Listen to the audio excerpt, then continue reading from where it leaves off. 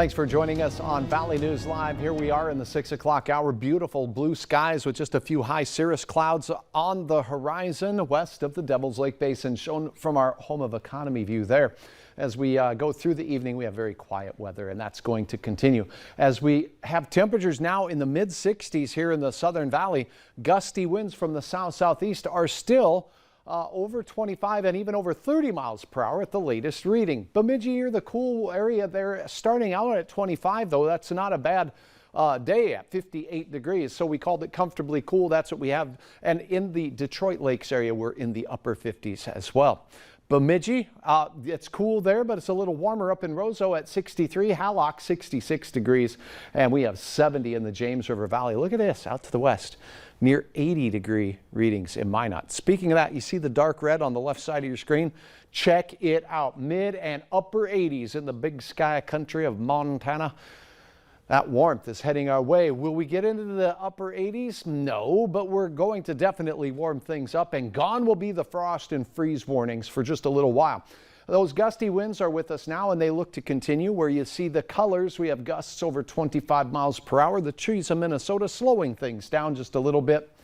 Here's your hour-by-hour forecast. Temperatures as we go through the evening. Set this into motion. Pause it at 10. And we'll show you we'll be dipping down into the 50s. A little cooler in central Minnesota.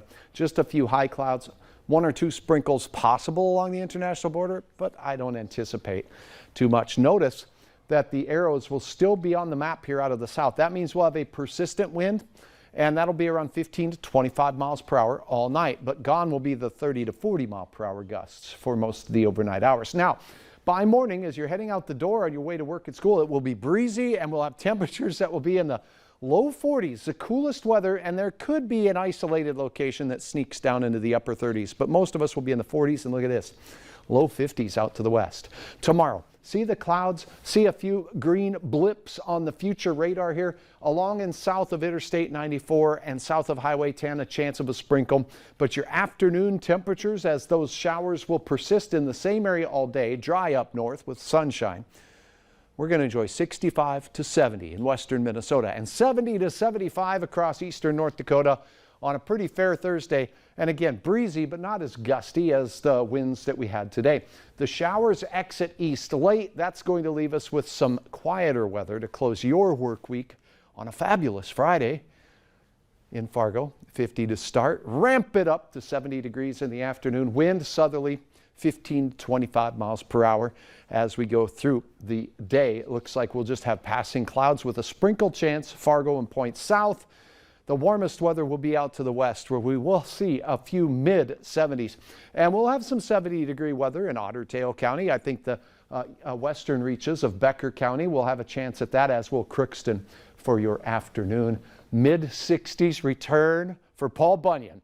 And this morning, we're leaving messages for our neighbors and friends and family because we can in frosty grass.